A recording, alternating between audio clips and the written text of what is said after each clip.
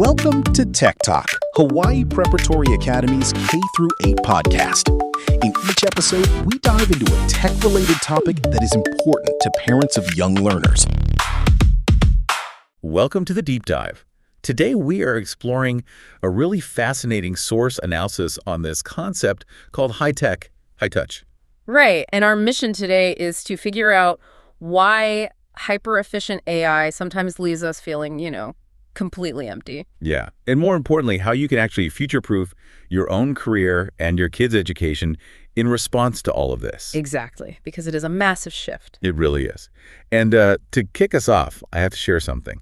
A few weeks ago, I was out in San Francisco, and I finally did it.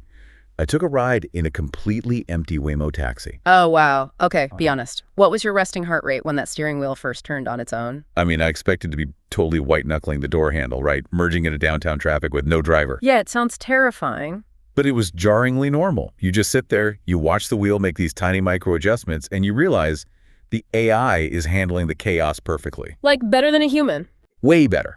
It made these buttery, smooth lane changes, yielded to pedestrians before he even saw them. Yeah. On a pure efficiency scale, it was a 10 out of 10. I mean, it felt like sitting inside the baseline infrastructure of the future. But let me guess, the efficiency didn't exactly translate into a satisfying experience, did it?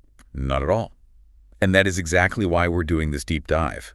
When I stepped out onto the curb, I realized the whole ride was basically a 0 out of 10 on the soul scale. The soul scale, I like that. Yeah, because usually when I take a car in a city I'm visiting, the best part of the trip is the friction. Right, the interaction. Exactly. It's chatting with the human driver, getting the local gossip, asking for a killer taco recommendation, or, just complaining about the humidity with a total stranger. Then with the Waymo, you just get silence. Complete silence and flawless execution. So, okay, let's unpack this. Is this feeling of emptiness just temporary nostalgia? Or is there a structural, psychological reason why flawless efficiency leaves us feeling cold? Well, it definitely isn't just nostalgia. And actually, it's not a new phenomenon either. What you experience connects directly to a framework from the 1980s. Oh, really? The 80s? Yeah, introduced by a futurist named John Naisbitt. He coined the term high-tech, high-touch. High-tech, high-touch. Right. He was looking at the early rise of personal computers, and he proposed this core theory. Basically, whenever a new technology dominates our lives, humans naturally crave a counterbalancing human connection. Ah, so the more high-tech our environment gets, the more we desperately require high-touch experiences just to stay psychologically grounded. That makes so much sense. Like, if your whole day is spent staring at a glowing rectangle, optimizing spreadsheets, you want to go to a physical farmer's market. Exactly. You want to hold a lumpy tomato and actually talk to the person who grew it. Right. You need that physical anchor. Precisely.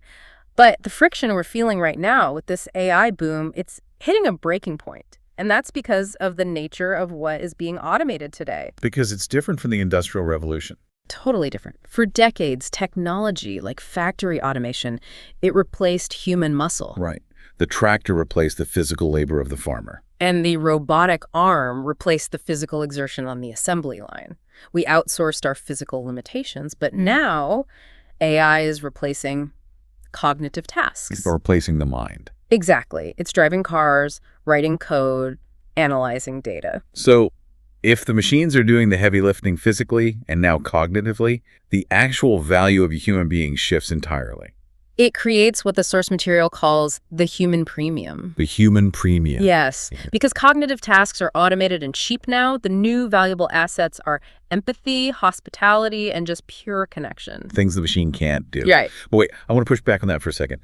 If we compare it to a calculator, right? Yeah. We stopped valuing people for doing long division in their heads decades ago. Sure. But if an AI can perfectly mimic a polite customer service agent over the phone, isn't that providing connection too?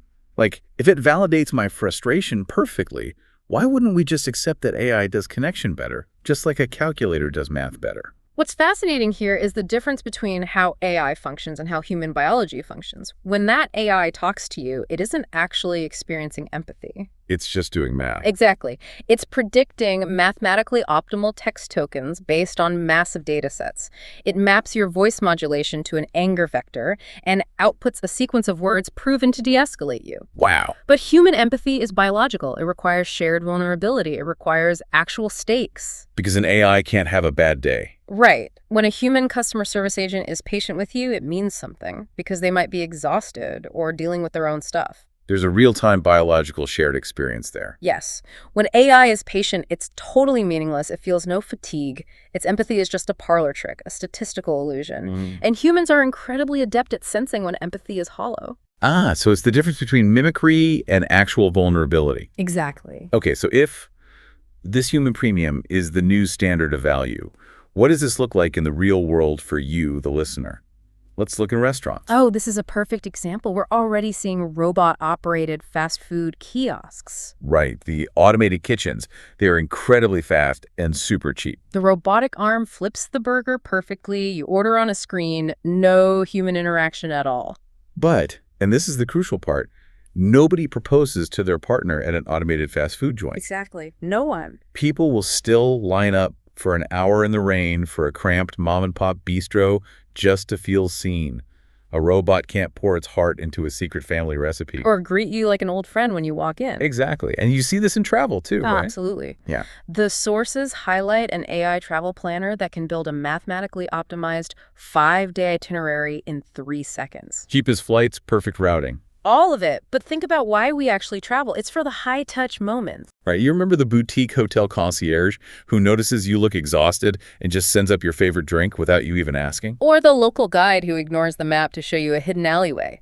An AI can't read physical exhaustion on your face. Here's where it gets really interesting. Basic AI services are going to become cheap, everyday commodities. Practically free. Yeah. But human-hosted experiences, that will become the ultimate luxury standard. It's like a heart-made renaissance. Which is so similar to the Industrial Revolution. Right. Before factories, everything handmade was just normal. Then the assembly line made mass-produced goods cheap, and suddenly, handmade goods became highly valuable luxury items. The human premium is doing the exact same thing to human interaction. But this raises a massive, honestly terrifying question. How do we prepare the next generation for this? Yes. If human interaction is a luxury commodity, and AI is the baseline infrastructure for everything else, the whole 100-year-old educational playbook is officially dead. Completely dead. School used to be all about storing information, right? Memorizing dates, formulas, grammar. But if an AI synthesizes all human knowledge instantly, what's the point of rote memorization? There isn't one. The human premium relies on teaching agency, discernment, and empathy. The source has outlined 3 core skills we have to focus on. Okay, let's go through them. What's the first one? First is high-level critical thinking.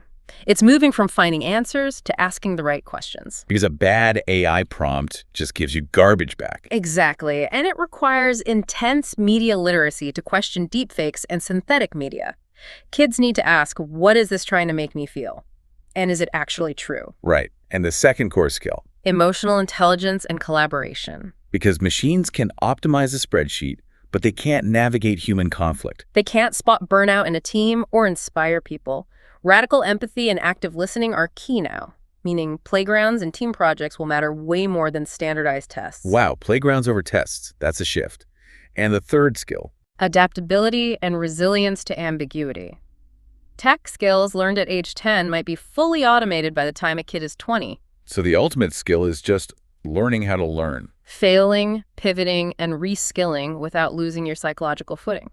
If we connect this to the bigger picture. Well, if we connect this to the bigger picture, entry-level jobs are fundamentally changing because of this. Right. The old apprenticeship phase is gone. All that boring data sorting is being deleted by AI. So now, entry-level workers are expected to show senior-level human skills, like judgment and leadership, on day 1. So what does this all mean? It means we have to stop treating kids like USB drives designed to just hold data. Yes. Education has to transform from a factory assembly line into a laboratory for human potential. Which brings us to the core message for you to take away today. Stop trying to compete with the computer on its own terms. You'll lose every time. If we teach kids to think like machines, they lose. If we teach them to be deeply radically human, they become entirely irreplaceable. That is the human premium. But we want to leave you with one final provocative thought to mull over on your own.